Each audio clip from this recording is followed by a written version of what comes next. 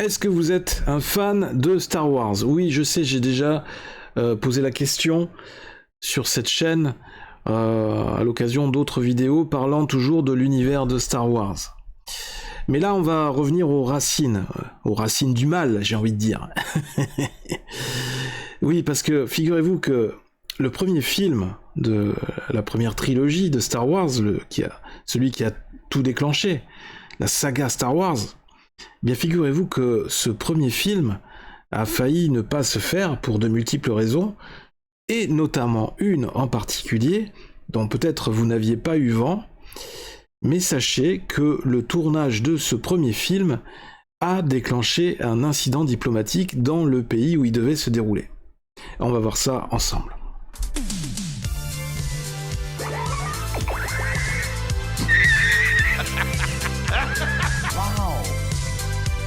C'est toute l'histoire de ma vie.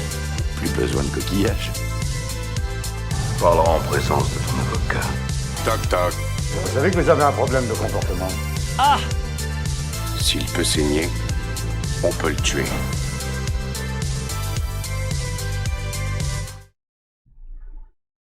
Bonjour à vous, comment allez-vous? Je suis DoseGeek, vous regardez la dose de geek, votre dose de geek hebdomadaire sur la TV 42, la chaîne YouTube du bon goût, de la galéjade, de l'humour geek et de toute l'information, de toute l'actualité qui va autour. Bon, j'espère que tout se passe bien pour vous actuellement, vous avez la forme, que n'y a pas trop d'émeutes à l'horizon. On va essayer de partir sur des sujets un peu plus légers, on va essayer de penser à autre chose, donc asseyez-vous bien confortablement, et on est parti dans une autre galaxie, tous ensemble, on va revenir sur les débuts de la saga Star Wars, n'est-ce pas? Et oui, la guerre des étoiles, la fameuse trilogie, la toute première trilogie réalisée par le jeune réalisateur George Lucas, eh bien figurez-vous que le tournage, notamment de la planète, des décors, enfin le tournage qui devait se dérouler, enfin des séquences qui devaient se dérouler sur la planète Tatooine, sur cette planète désertique, ça a été filmé bien évidemment sur Terre, dans des décors bien réels, conçu pour l'occasion, et notamment en Afrique du Nord. Alors je sais plus exactement dans quel pays, c'était au Maroc ou en Tunisie, mais on va voir ça ensemble. Ça a été filmé dans le désert, et ce tournage incroyable, ce tournage novateur dans le genre du cinéma, puisque c'était les débuts des films de space opéra, qui commençait à être filmé dans des décors à grande échelle. C'était la première fois, c'était les toutes premières fois où le cinéma hollywoodien consacrait des budgets pharaoniques à ce genre de production. Eh bien, figurez-vous que quand la production est arrivée dans ce pays, avec toutes ces installations, tous les moyens qui ont été mis à disposition, ça a généré une petite inquiétude de la part des gouvernants de ce pays qui commençaient à s'inquiéter et à se demander ce qui se passait, quelle était cette mobilisation générale, à quoi correspondait ce mouvement de véhicules, tous ces mouvements de véhicules en masse, parce que il y avait beaucoup de personnes et beaucoup de véhicules, et ça a interrogé beaucoup de personnes. Donc on va regarder ça ensemble tout de suite. Allez, c'est parti. Wow, transition à l'arrache.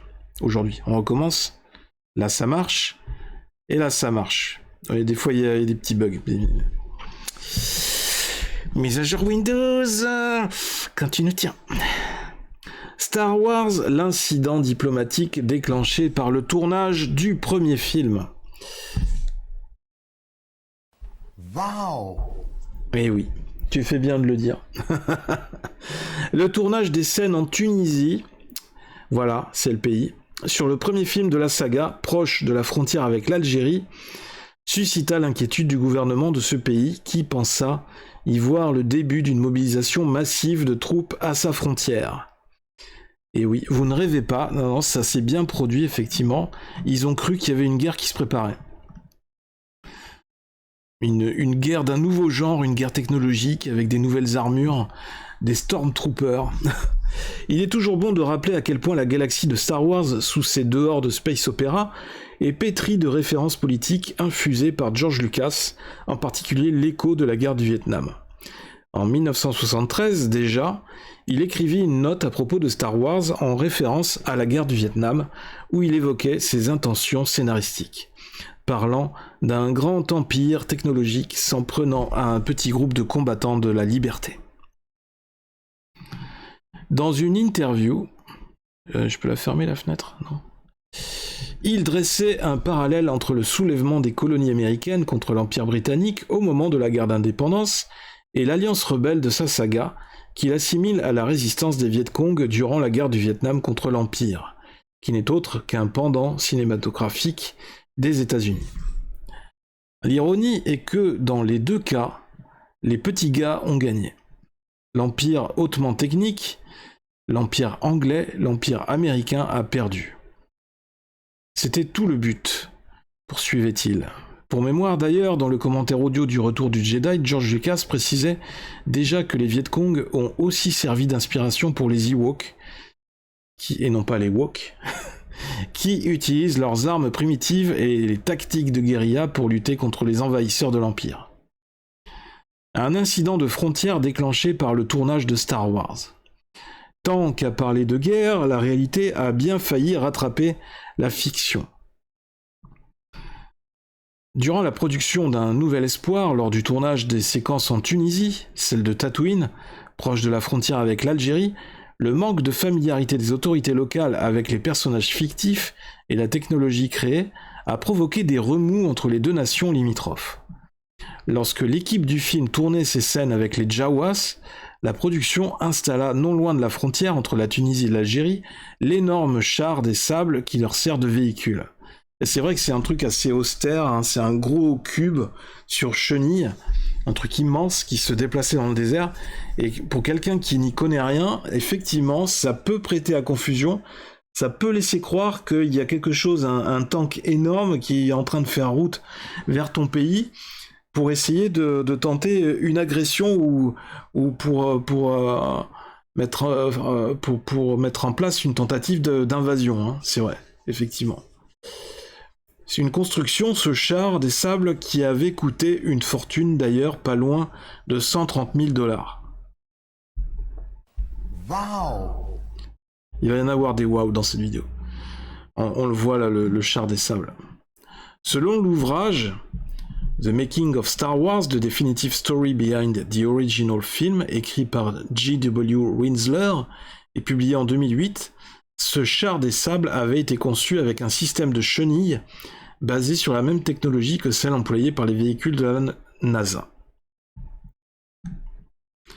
Parce que cette création massive était installée très près de la frontière avec l'Algérie et que des camions de l'armée tunisienne avaient été prêtés à la production du film, le gouvernement algérien fit part publiquement de son inquiétude sur des éléments qu'il percevait comme le début d'une mobilisation massive de troupes à sa frontière. Le genre de description... Attendez, où est-ce que j'en étais ? Où est-ce que voilà, le genre de crispation politique et militaire qui donne de grosses suées. C'est vrai à propos de la frontière, confirme Lucas dans le livre. À l'invitation de la production, soucieuse de montrer patte blanche, ils sont venus inspecter le char des sables pour vérifier qu'il ne s'agissait pas d'une arme secrète, poursuit-il. On peine à imaginer que Star Wars aurait pu déclencher une guerre entre les deux pays. C'est rigolo comme anecdote. Imaginez que le premier film de la guerre des étoiles a failli déclencher une guerre en Algérie. Est-ce qu'on a des commentaires ? Non, il n'y a pas de commentaires. Non, les gens s'en foutent.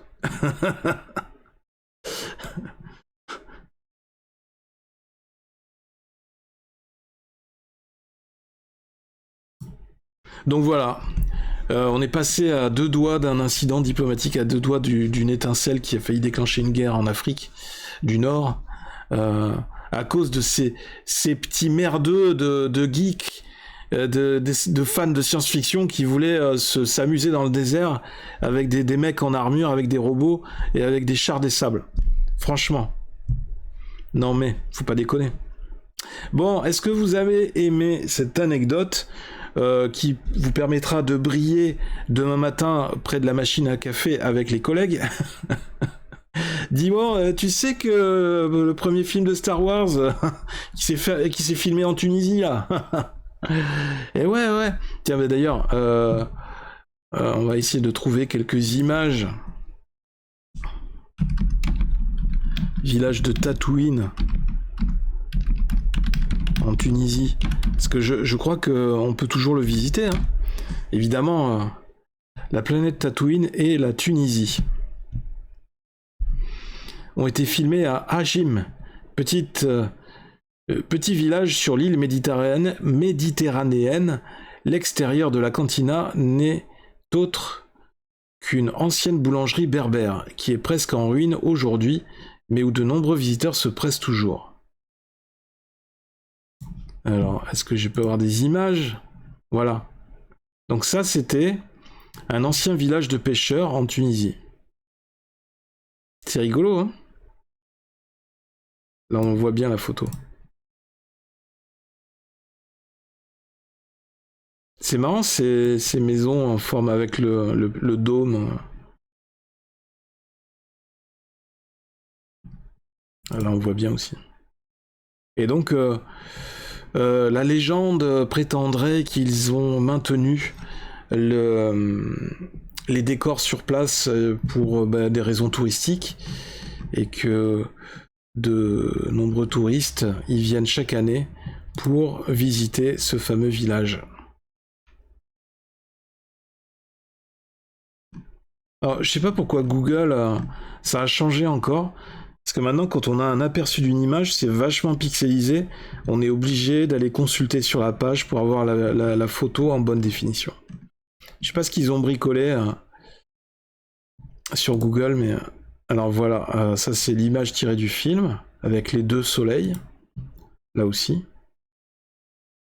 Et ça c'est la maison, dans la vraie vie, ça fait un peu décor de Fort Boyard. Ça c'est quoi ça? Ça c'est... Je sais pas si c'est une photo, une vraie photo, ou si c'est un concept. Ça c'est une vraie photo. Putain, les mecs, ils passent avec les brebis à côté.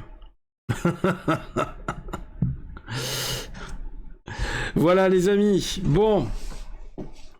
Du coup, j'en reviens à ma première conclusion. Est-ce que vous avez trouvé cette anecdote intéressante? Est-ce que vous avez appris des choses? Est-ce que vous étiez déjà au courant de cette information? Est-ce que vous comptez briller avec cette anecdote demain matin devant la machine à café auprès des collègues? Qu'est-ce que vous en pensez? Est-ce que vous avez trouvé ça rigolo? Est-ce que vous avez d'autres anecdotes dans le même style autour de Star Wars? N'hésitez pas à me partager vos réactions dans les commentaires de cette vidéo.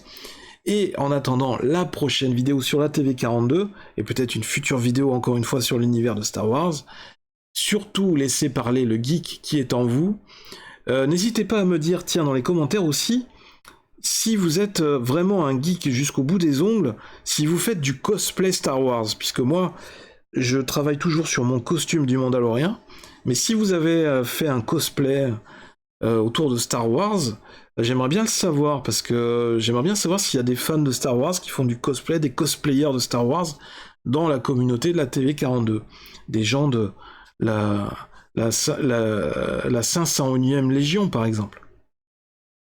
Voilà, parce que c'est un truc que j'aime beaucoup, là, ça m'intéresse, tout cet univers du cosplay, surtout le fait de fabriquer ce genre de costume dans l'univers de la science-fiction.